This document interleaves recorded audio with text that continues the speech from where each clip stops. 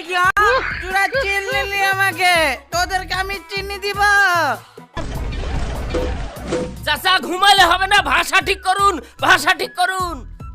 কিসের ভাষার তোর সাথে কোনো কথাই নাই, আমার ঘুম চলে এসছে।